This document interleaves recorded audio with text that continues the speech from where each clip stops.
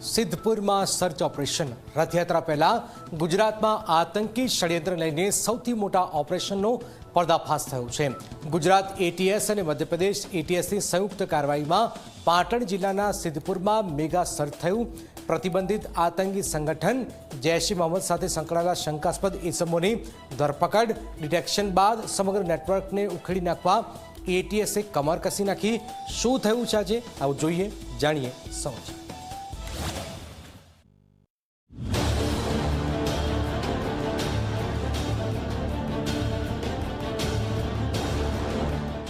રથયાત્રા પૂર્વે ગુજરાત એટીએસ અને મધ્યપ્રદેશ એટીએસે સંયુક્ત ઓપરેશનમાં મોટા આતંકી ષડયંત્રનો પર્દાફાશ કર્યો છે।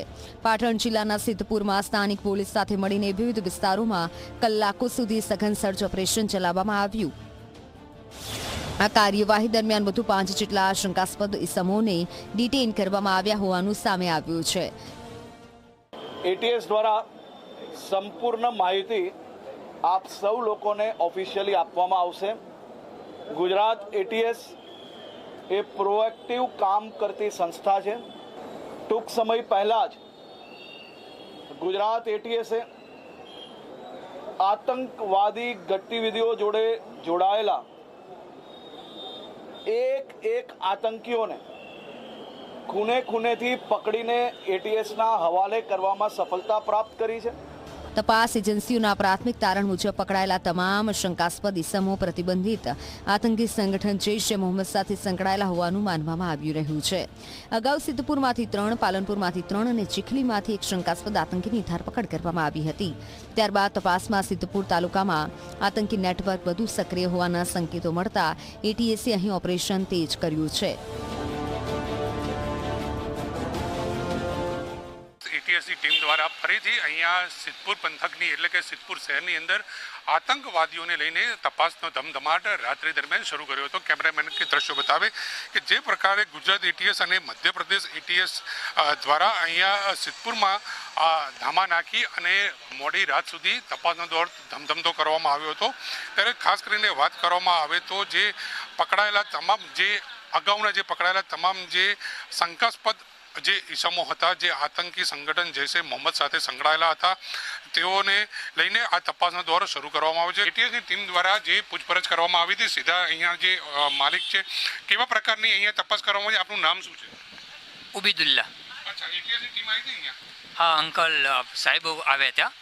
અચ્છા, સાહેબ લોકો આવ્યા હતા। એમને આ 9 વોલ્ટની બેટરીના બાબતે એમને પૂછપરછ કરી હતી। અહીંયા લગભગ 10-15 મિનિટ જેવું હશે સાહેબ। 10-15 મિનિટ આવ્યા હતા, અત્યાર સુધી રોકાણા હતા બધા સાહેબ। હા, બધું પૂછપરછ કરી નામ બામ લખ્યું। સાહેબને કીધું કે ભાઈ આ બેટરી પછી અમને કીધું કે આ લોકો અમારે બધા 5, 6, 7, 8 વિદ્યાર્થી લોકો મોસ્ટ ઓફલી અમારા સાહેબો લોકો બી કોન્ટેક્ટથી અમારે બેટરી અમને મંગાવેલું, અમે પેલું મોટરને બધું પ્રોજેક્ટ માટે બધું સેટિંગ કરાવવાના। બચ્ચા લોકો અમારે મોસ્ટ ઓફલી આ લોકો રેગ્યુલર સ્કૂલ માટે યુઝ થાય છે। એટીએસની ટીમોએ સિદ્ધપુરના ચાંઠાવાડા ગામમાં રહેતા આતંકી મોહમ્મદ અમીન શેરાના ઘરે પણ તપાસ હાથ ધરી। પરિવારના સભ્યોની પૂછપરછ કરવામાં આવી અને આતંકી દ્વારા ખરીદવામાં આવેલા શંકાસ્પદ સામાનની વિગતો મેળવવા જાપલી પોલ સહિતના બજારોમાં પણ તપાસનો વ્યાપ વધારવામાં આવ્યો। અમદાવાદ લઈ ગયા છે, અમદાવાદ તપાસ ચાલુ છે એટીએસમાં। ક્યાં અભ્યાસ કરતો હતો બાળક? ખરિયા સર। શું અભ્યાસ કરતો હતો? મૌલાના બનતો હતો, આલિમ। બરોબર। અને ક્યારે એમને લઈ ગયા છે? એમને લઈ ગયા 3 તારીખે। 3 તારીખે લઈ ગયા। અને પછી ક્યારે તપાસ માટે ફરીથી અહીંયા આવ્યા હતા? કાલે આવ્યા હતા। શું તપાસ કરી એમને? એમને જે કામ હતું એમને કરી જાય। જે છોકરાને લઈ જવામાં આવે તમારું શું થાય? દીકરો છે મારો। શું નામ છે એનું? હા, મોહમ્મદ। મોહમ્મદ નામ છે। મોહમ્મદ કેટલા સમયથી જોડાયેલો છે કંઈ ખબર પડી? ના સાહેબ, એ ખબર નથી આપણને। પોલીસ દ્વારા કોઈ પૂછપરછ તમારી સાથે કરવામાં આવી? ના, આપણા સાથે જે એમને કોપરેટ હતી એમને કામ કરી, આપણે એમને કામ કરવા દીધું। આપણે કોઈ આપણે હતું નહીં એટલે આપણે એના દોસ્તારો ક્યાં હતા એવું કંઈ ખબર છે? ના, કંઈ ખબર નથી આપણને। તમે ક્યાં વ્યવસાય કરો છો? શેનો વ્યવસાય કરો? હું હોટલમાં નોકરી કરું, બોમ્બે। સર્ચ અને પૂછપરછ દરમિયાન અનેક મહત્વના ઇનપુટ્સ એટીએસના હાથે લાગ્યા હોવાનું સૂત્રો જણાવી રહ્યા છે। તપાસ એજન્સીઓ હવે સમગ્ર આતંકી નેટવર્કની કડીઓ જોડવામાં વ્યસ્ત છે। આવનારા દિવસોમાં કેસમાં વધુ ધરપકડો અને ચોંકાવનારા ખુલાસા થવાની શક્યતા વ્યક્ત કરવામાં આવી રહી છે।